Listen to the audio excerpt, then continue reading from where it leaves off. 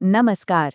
अगर UP TET की तैयारी चल रही है तो आज हम शिक्षा और मनोविज्ञान के कुछ ऐसे जरूरी कॉन्सेप्ट्स को समझेंगे जो परीक्षा के लिए बहुत ही महत्वपूर्ण है। तो चलिए शुरू करते हैं। तो सबसे पहले आइए उस सबसे बुनियादी सवाल से शुरुआत करें जो हर टीचर के जहन में होना चाहिए कि आखिर शिक्षा यानी एजुकेशन का असली मकसद है क्या। किसी भी चीज को समझने के लिए ना उसकी जड़ तक जाना जरूरी होता है। तो देखिए, जो अंग्रेजी का शब्द है एडुकेशन, वो लैटिन के एडुकेटम से बना है। इसका मतलब होता है अंदर से बाहर लाना। मतलब बच्चे के अंदर जो भी छिपा हुआ टैलेंट है उसे बाहर निकालना। वहीं हमारा संस्कृत का शब्द शिक्षा शिक्ष धातु से बना है, जिसका मतलब है सीखना या सिखाना। तो आज की चर्चा को हमने 4 हिस्सों में बांटा है। सबसे पहले हम शिक्षा का मतलब समझेंगे, फिर देखेंगे कि ये प्रक्रिया काम कैसे करती है। इसके बाद मनोविज्ञान के विकास पर नजर डालेंगे और आखिर में बात करेंगे मनोविज्ञान के कुछ प्रमुख स्कूलों की। तो चलिए सबसे पहले ये देखते हैं कि दुनिया के कुछ महान विचारकों ने शिक्षा के बारे में क्या कहा। महात्मा गांधी ने कहा कि शिक्षा का मतलब है इंसान का सर्वांगीण विकास।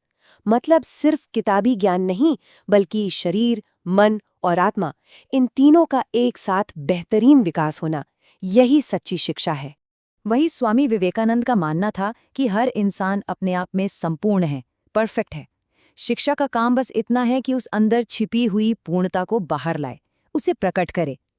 यानी कुछ नया सिखाने से ज्यादा जरूरी है जो पहले से है उसे निखारना। और यूनानी दार्शनिक अरस्तु की बात तो आज भी हम सब दोहराते हैं, स्वस्थ शरीर में ही स्वस्थ मन का वास होता है। उनके लिए एक हेल्दी माइंड की नींव एक हेल्दी बॉडी ही थी। तो अगर हम इन तीनों विचारों को एक साथ देखें तो गांधी जी का कीवर्ड है सर्वांगीण विकास, विवेकानंद का कीवर्ड है अंतर्निहित पूर्णता और अरस्तु का कीवर्ड है स्वस्थ मन और स्वस्थ शरीर। ये तीनों पॉइंट्स याद रखने बहुत जरूरी हैं। अच्छा, ये तो हो गई परिभाषा की बात, पर सवाल ये है कि शिक्षा की ये प्रक्रिया असल में काम कैसे करती है। देखिए, पहले जॉन एडम्स का मानना था कि ये एक द्विमुखी प्रक्रिया है। मतलब इसके 2 ही पोल्स हैं, एक तरफ टीचर और दूसरी तरफ स्टूडेंट।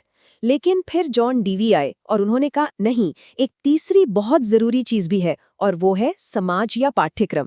तो उनके हिसाब से शिक्षा एक त्रिमुखी प्रक्रिया है। और हाँ, एक और त्रिध्रुवीय मॉडल है जो बहुत ही महत्वपूर्ण है। इसमें 3 चीजें हैं। सबसे पहले शिक्षण के उद्देश्य, यानी हम क्या सिखाना चाहते हैं। दूसरा, सीखने के अनुभव, यानी हम कैसे सिखाते हैं। और तीसरा, व्यवहार में परिवर्तन, यानी सीखने के बाद क्या बदलाव आया। चलिए अब थोड़ा गियर बदलते हैं और उस विषय की ओर बढ़ते हैं जो आधुनिक शिक्षण का आधार है, यानी कि मनोविज्ञान या साइकोलॉजी। मनोविज्ञान का सफर भी बड़ा दिलचस्प रहा है। देखिए, शुरू में इसे आत्मा का विज्ञान माना गया, फिर ये मन या मस्तिष्क का विज्ञान बना, उसके बाद ये चेतना का विज्ञान कहलाया और आज हम मनोविज्ञान को व्यवहार के विज्ञान के रूप में जानते हैं। ये जो क्रम है ना, आत्मा से मन, मन से चेतना और चेतना से व्यवहार, इसे याद रखना बहुत जरूरी है। तो मनोविज्ञान की इसी विकास के साथ सोचने के कई अलग अलग तरीके सामने आए जिन्हें हम मनोविज्ञान के स्कूल कहते हैं। ये मन को समझने के अलग अलग नजरिए हैं। मनोविज्ञान के विकास ने कई अलग अलग स्कूल या संप्रदाय को जन्म दिया। चलिए अब कुछ सबसे जरूरी स्कूलों को समझते हैं। तो शुरुआत करते हैं सबसे पहले स्कूल से, संरचनावाद या स्ट्रक्चरलिज्म।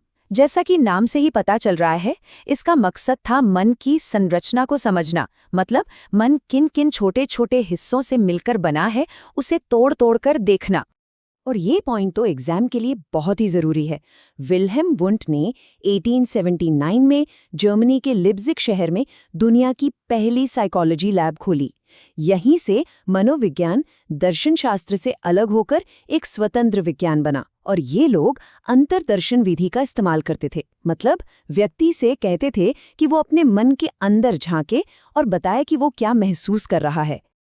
अच्छा, इसके बाद एक और स्कूल आया, साहचर्यवाद। ये मन को समझने का एक बिल्कुल अलग नजरिया देता है। इसके सबसे बड़े समर्थक थे जॉन लॉक, जिन्हें अनुभववाद का जनक भी कहते हैं। उन्होंने एक कमाल का कॉन्सेप्ट दिया, टैबुला रासा, जिसका मतलब है कोरी स्लेट। उनका मानना था कि बच्चा जब पैदा होता है तो उसका दिमाग एक खाली स्लेट की तरह होता है। वो जो कुछ भी बनता है अपने अनुभवों से और अपने आसपास के माहौल से ही बनता है। तो चलिए फटाफट से आज की सारी जरूरी बातों को दोहरा लेते हैं।